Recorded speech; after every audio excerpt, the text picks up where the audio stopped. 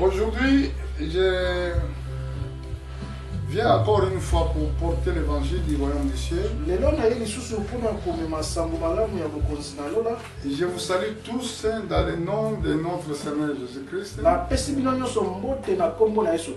À travers des caméras, je profite aussi de saluer le monde entier. Et que Dieu vous bénisse, il bénisse abondamment votre famille. Aujourd'hui, je viens encore une fois pour porter l'évangile du royaume. Et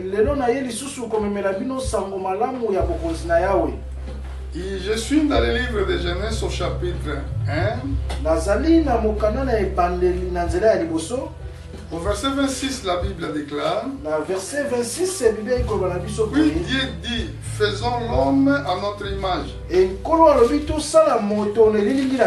selon notre ressemblance, et qu'il domine sur le poisson de la mer, sur les oiseaux du ciel, sur le bétail, sur toute la terre, et sur tous les reptiles qui rampent sur la terre. Dieu créa l'homme à son image. Il le créa à l'image de Dieu. Il créa l'homme et la femme. Ici, nous avons vu que Dieu avait créé l'homme selon sa propre ressemblance. Dieu avait créé l'homme selon sa propre image. Il a donné aussi la domination sur l'homme, sur toutes les autres choses que Dieu avait créées. C'est très très important que l'homme doit reconnaître il est image de Dieu.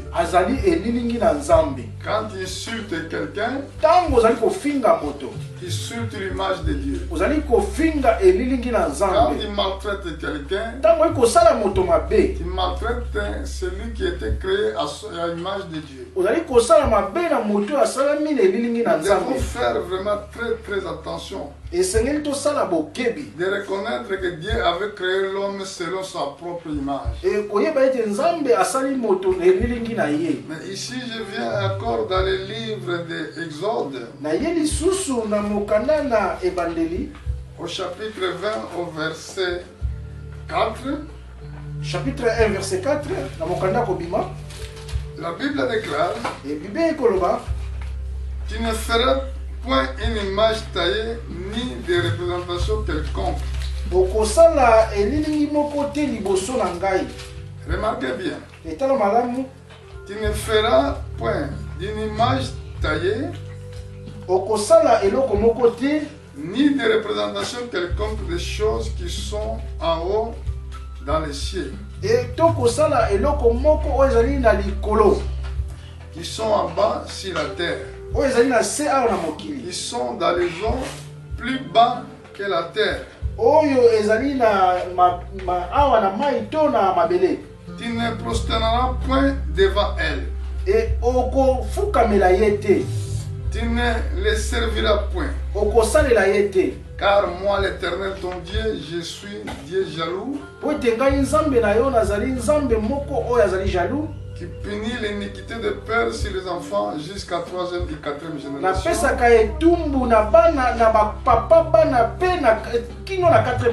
ceux qui me haïssent. Écoutez, Dieu là, il avait fait l'homme selon sa propre image. Mais ici dans la loi, il a dit à l'homme: Tu ne ferais pas une image taillée, ni représentation quelconque des choses qui sont en haut dans les cieux, qui sont en bas sur la terre, et qui sont dans les eaux plus bas que la terre. Il a dit: Tu ne prosterneras point devant elle. Tu ne les serviras point, Car moi, l'Éternel ton Dieu, je suis Dieu jaloux, qui punit l'iniquité des pères sur les enfants jusqu'à 3e et 4e génération de ceux qui haïssent, de ceux qui me haïssent.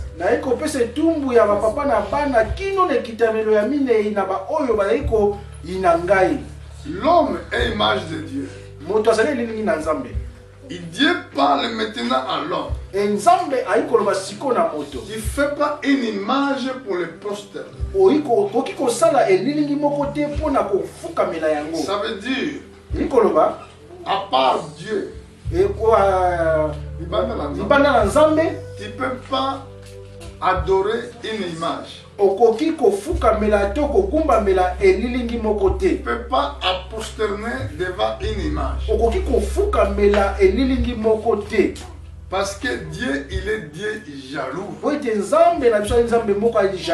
Il punit l'iniquité des pères aux enfants jusqu'à 3e et 4e génération de ceux qui les haïssent.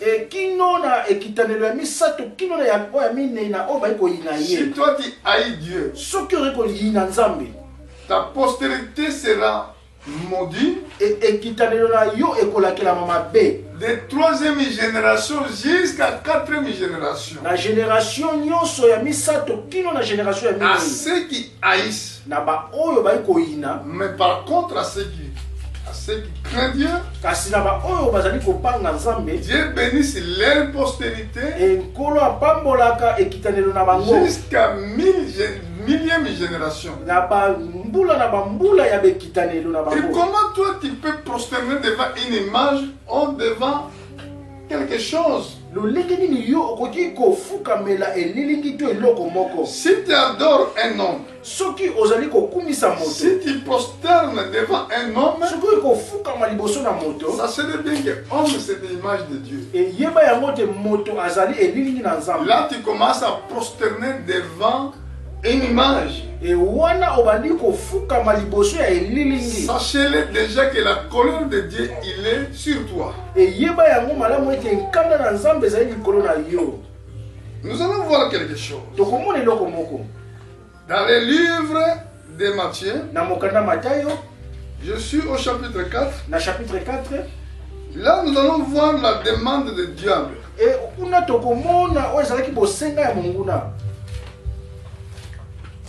Regardons ce que les Écritures disent. Si je commence au verset 8. Diable les transporta encore sur une montagne très élevée, lui montrant les royaumes du monde et la gloire. Et Zabolo amoni likolo ya ngomba, amemi likolo na ngomba moko ya molai penza alakisi bamboka nyonso ya mokili. Il lui dit, alobi na ye, je te donnerai toutes ces choses. Nakopesa yo nyonso wana si tu te prosternes, il m'adore. Soki ofukameli ngai pe okumisi ngai. Jésus lui dit, nkolo alobi na ye, retire-toi Satan. Mosika na nga monguna. Car c'est écrit, ekomama boye, tu adoreras le Seigneur ton Dieu, et tu le serviras lui seul. Je pense que vous avez bien saisi que ici nous avons vu diable. Il a transporté Seigneur en esprit. Encore c'est une grande montagne très élevée. Lui montrant les royaumes du monde et leur gloire. Maintenant je m'adresse à vous que vous voulez être des rois sur la terre. Vous que vous voulez être député. Moi qui voulez être le président de la République. Ça c'est le travail des enfants du monde ou des enfants qui suivent Satan. Jésus-Christ l'a refusé. Et moi aussi je le refuse. Parce que notre royauté, ce n'est pas une royaume terrestre, c'est une royaume céleste. Toi qui voulais servir Jésus-Christ, tu voulais aussi être un député, tu voulais être aussi ministre, tu voulais être je ne sais pas quoi. Mais écoutez, c'est lui qui avait fait enlever Jésus-Christ de la haute montagne élevée. C'était diable.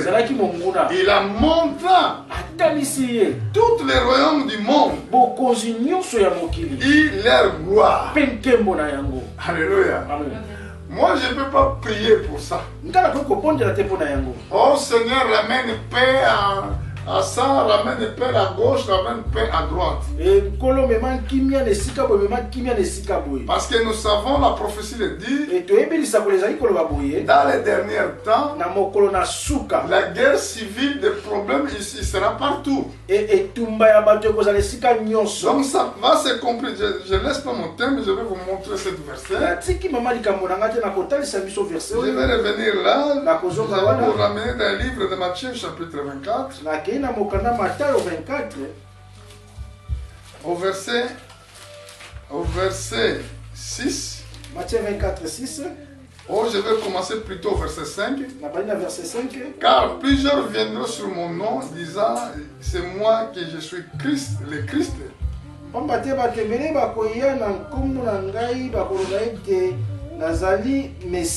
Il séduira beaucoup de gens. Vous entendrez parler de guerre et de bruit de guerre.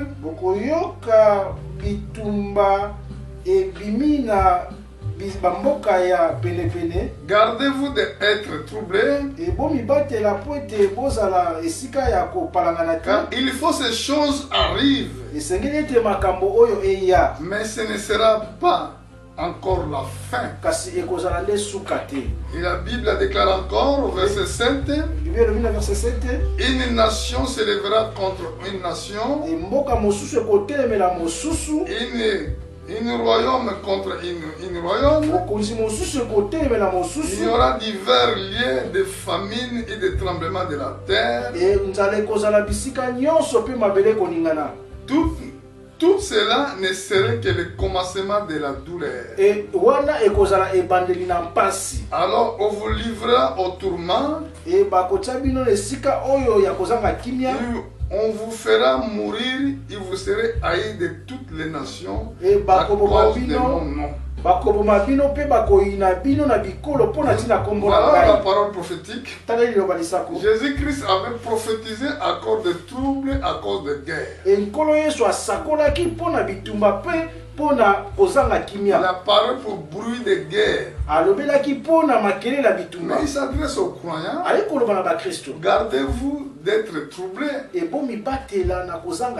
Car il faut que ces choses arrivent.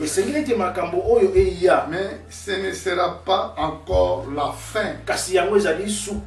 Mais quand à des fois nous vivons des choses comme ça,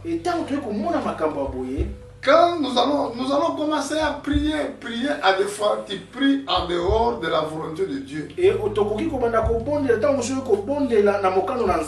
Parce que ici, je retourne dans le livre de Matthieu au chapitre 4.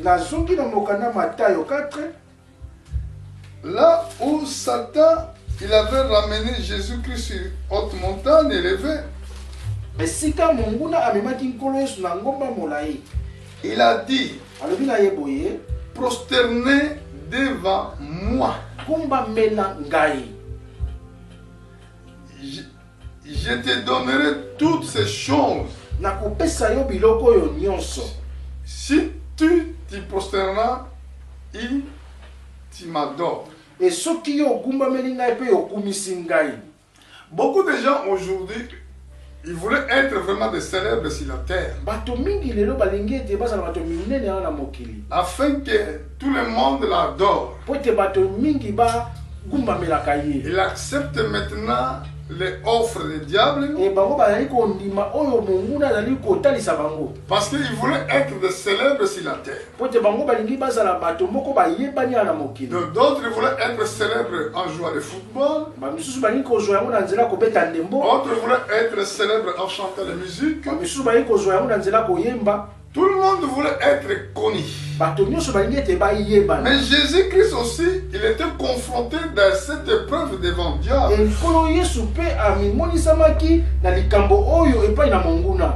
Mais regardez les réponses de notre Seigneur. Retire-toi Satan. Car c'est écrit, tu adoreras le Seigneur ton Dieu et tu le serviras lui seul.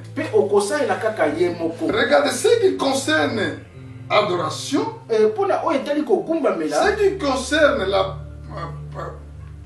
prosterner, tu ne dois pas le faire devant un homme. Parce que homme, il est image de Dieu. Parce que homme, il est seulement une image.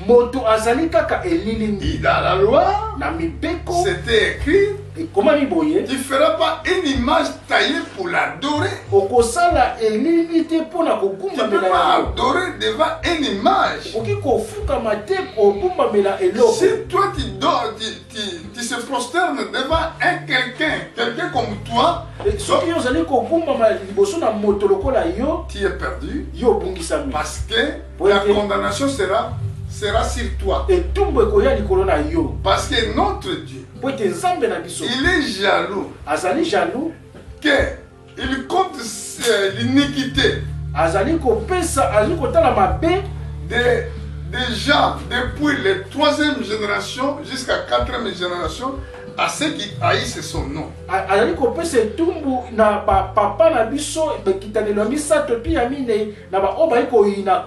Parce que tu n'as pas le droit de prosterner devant quelqu'un comme toi. Regardez ce qui était écrit ici. Dans verset 10, Jésus le dit, retire-toi Satan.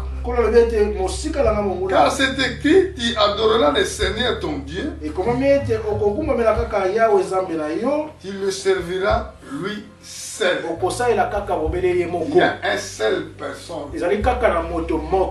Oh, la seule, celui qui a une grande nomination. Il s'appelle Jésus-Christ. C'est lui seul que nous devons adorer. Car les gens venaient vers lui pendant qu'il subissait les misères de la vie. Pendant qu'il subissait les souffrances dans le monde, il se prosternait devant lui. Et Jésus a deux fois disait, qu'est-ce que tu veux que je fasse? Je voulais voir. Il dit, retrouve la vie. Amen. Mais pas quelqu'un d'autre. Tu n'as pas le droit de prosterner devant un être humain. Si dans votre église vous prosternez devant un grand leader, vous êtes dans le chemin d'enfer.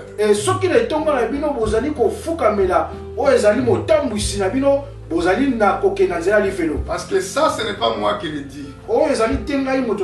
C'est la Bible. D'ailleurs, nous allons voir dans les autres écritures. Au chapitre 10, dans le livre des Actes des Apôtres. Nous allons voir au verset 25, si je ne me trompe pas. Verset 25. Regarde ce qui est écrit dans le verset 25. Lorsque Pierre entra, Corneille, qui était allé au-devant de lui, tomba à ses pieds, se prosterna. Et Corneille,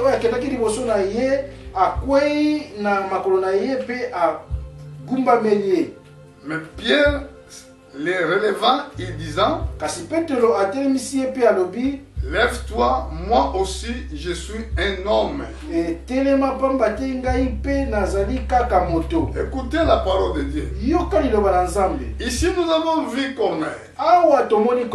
Il a expérimenté une expérience de la vie des anges. Dieu avait envoyé ange pour voir Corneille. Pour lui dire que tes prières et tes offrandes a été reconnue. Ah, les offrandes que nous donnons, les services que nous faisons sur la terre, Dieu l'accepte en haut. Pendant que toi tu penses que tu le fais devant un homme, mais tu ne le fais pas devant un homme. Regardez où la Bible dit cela.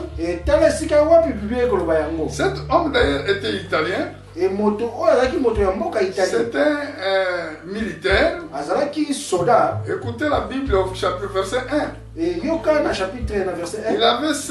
Il avait à César un homme nommé Corneille. C'était né dans les cachottes dites italiennes. Et Azalaki kuna kombo na ezalaki Corneille mokonzi ya bataillon ya basoda. Cet homme était pieux et craignant Dieu. Moto yango azalaki moto malamu ye aliko banga nzambe.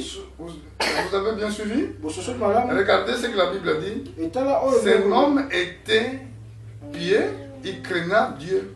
Et moto yango azalaki moto malamu na kobanga nzambe. Avec toute sa maison. Et c'est pour ça des fois je me tourne les enfants.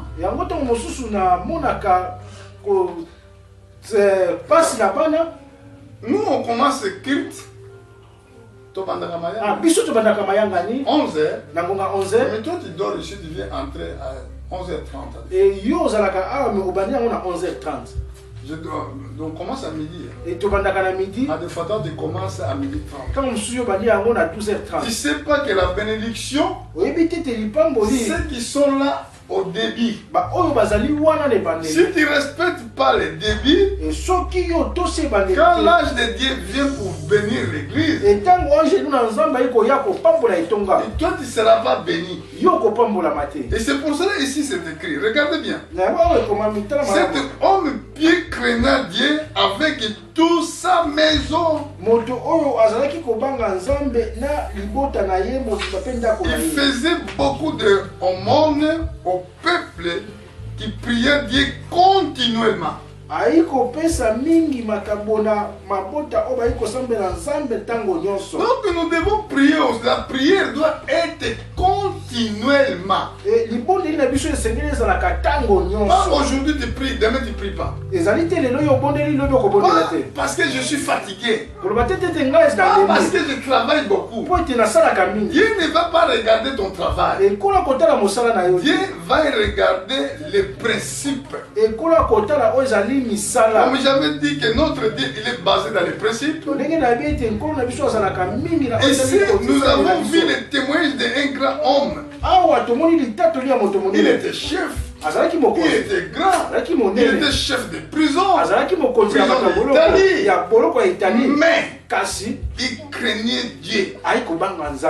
Il donnait les offrandes. Il aidait le peuple. Il restait dans la prière continuellement. Vers la 9e heure du jour, il a vu clairement dans une vision un ange de Dieu. Il entra chez lui et qui lui dit Corneille. Les regards fixés sur lui, il saisissait de froid. Il répondit, qu'est-ce que le Seigneur? Qu'est-ce que c'est le Seigneur? Ange lui dit, les prières, les hormones sont montées devant Dieu. Il se souvenait, il ne se souvenait. Il envoie maintenant les hommes à Job à faire venir Simon surnommé Pierre. Dieu se souvenait dans les offrandes. Il priait. Quand vous priez, les prières montent devant le trône de Dieu. Quand vous donnez les offrandes, quand vous aidez les gens dans la rue, vous aidez dans les lèvres de Dieu dans l'église. Vous ne le faites pas devant un homme. Vous le faites devant Dieu. Chaque fois quand tu vas aider celui qui était fait selon l'image de Dieu, il est fait à Dieu lui-même. Et c'est pour cela qu'il faut que vous tirez attention à cela. C'est très important. Alors je retournais dans mon thème. Lorsque Pierre entra dans la maison de Corneille, Pierre alla devant lui.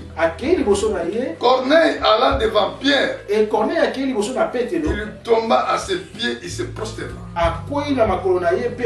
Mais Pierre les relevant, disant lève-toi. Moi aussi, je suis un homme. Regarde le pasteur de l'église primitive, apôtre de l'église primitive. Il ne voulait pas que Corneille se prosterne devant lui. Il dit lève-toi. Moi aussi je suis un homme. Mais je sais sur la terre il y a beaucoup de pasteurs qui aiment cette gloire. Il veut que les gens prosternent devant lui. Si tu auras le temps de me suivre, l'humilité possède de la gloire. Ça sert à quoi de gagner le monde et de perdre ta vie? Là nous avons vu Seigneur Jésus-Christ s'adressa au diable.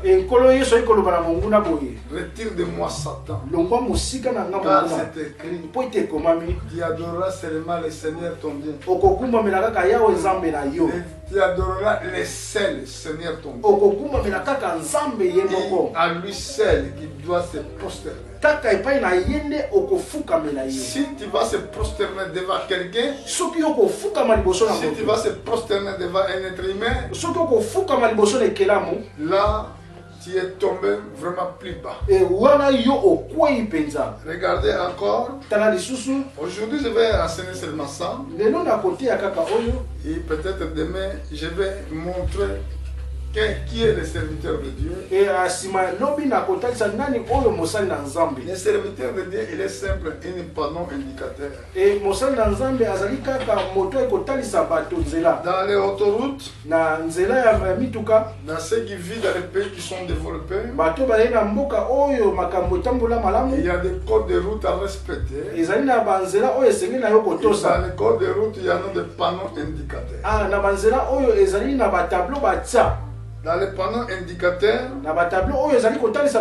il va t'indiquer si tu voulais aller à Toulouse, voilà le chemin que tu dois suivre.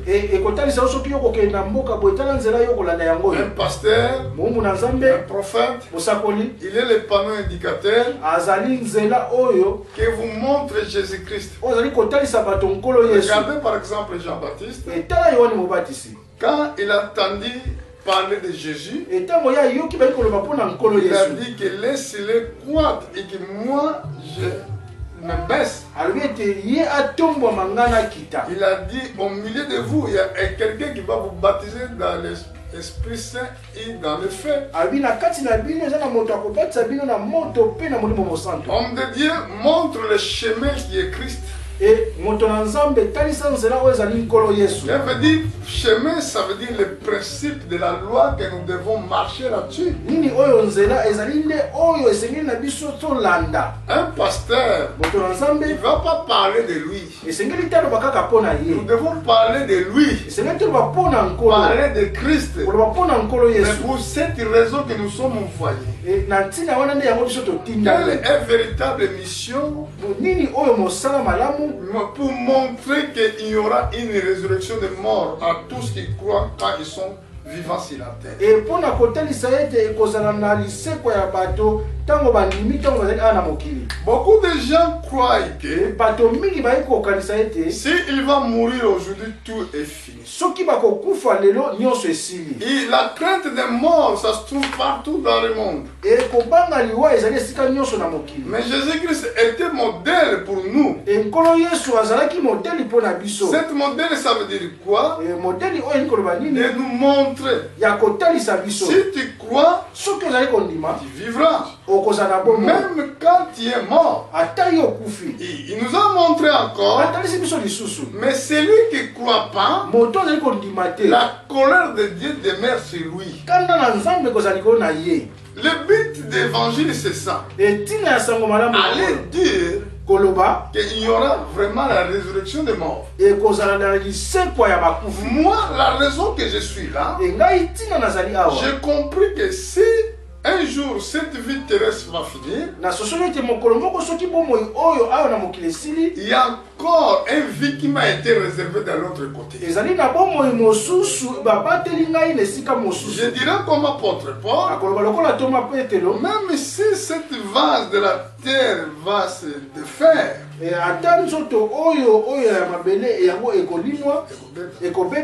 nous avons une création pas dans cette nature qui nous attend dans l'autre côté. Voilà les grands mystères de la prédication de l'évangile.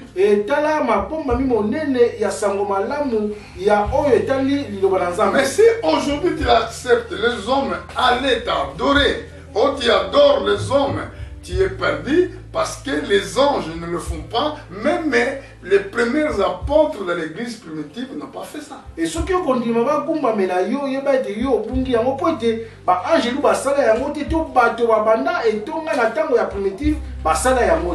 au chapitre 19, livre d'Apocalypse, regardez ce qui était passé.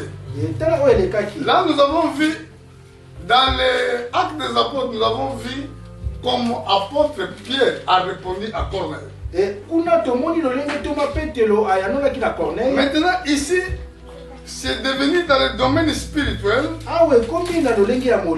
Ici, maintenant, un ange devant, apôtre Jean devant un ange. La Bible déclare, au verset 10, il a dit, je tomba à ses pieds pour l'adorer. Mais il dit, garde-toi de le faire. Je suis ton compagnon de service. Et celui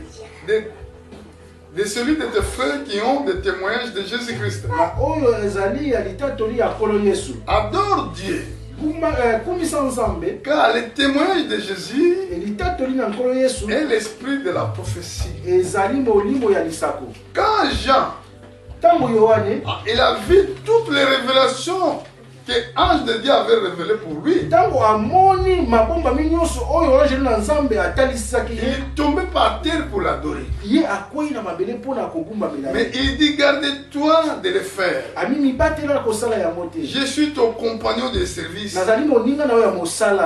celui de tes frères qui ont des témoignages de Jésus. Adore Dieu. Car le témoignage de Jésus est l'esprit de la prophétie. C'est pour cela un homme ne peut pas adorer un autre homme. Si tu adores quelqu'un, tu adores devant une image. Celui qui accepte d'être adoré prend la place de Dieu. Et Dieu, il est Dieu jaloux. Qui souvient l'iniquité des pères jusqu'à 3e et 4e génération à ceux qui aillent ce soir.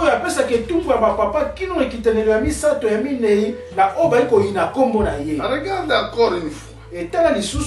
Au verset 22. Chapitre 22. Nous allons voir ce que la Bible dit.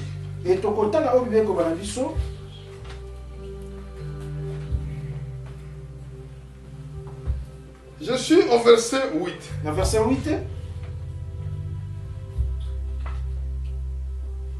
Regarde ce que la Bible dit.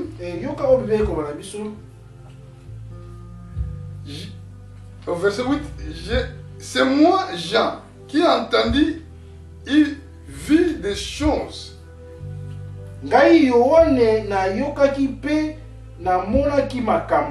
J'ai entendu et vu.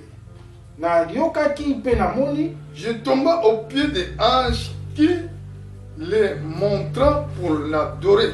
Mais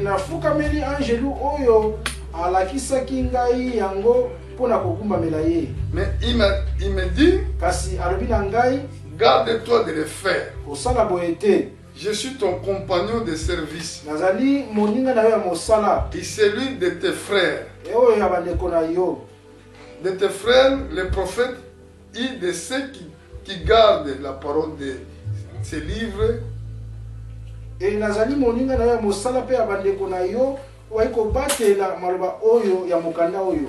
Adore Dieu. Gumba mela kaka nzambe. Il dit ne scelle point la parole de la prophétie. Albete ko simba liloba ya lisakote. Na scelle pas ko kanga ngote. Akokanga yango te. La parole de la prophétie de ces livres. Et maloba ya lisako ya buku oyo. Car le temps est proche. Et poete tango et pusani. Moi aussi je ne passerai. Je dis au monde entier, vous ne devez pas adorer devant une image. Si vous adorez une image, c'est un péché grave.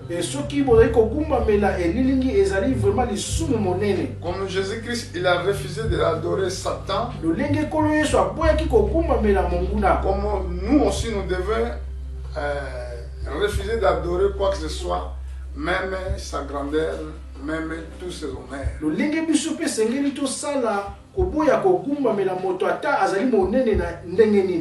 Beaucoup de gens adorent Satan parce qu'ils voulaient être des gens célèbres sur la terre.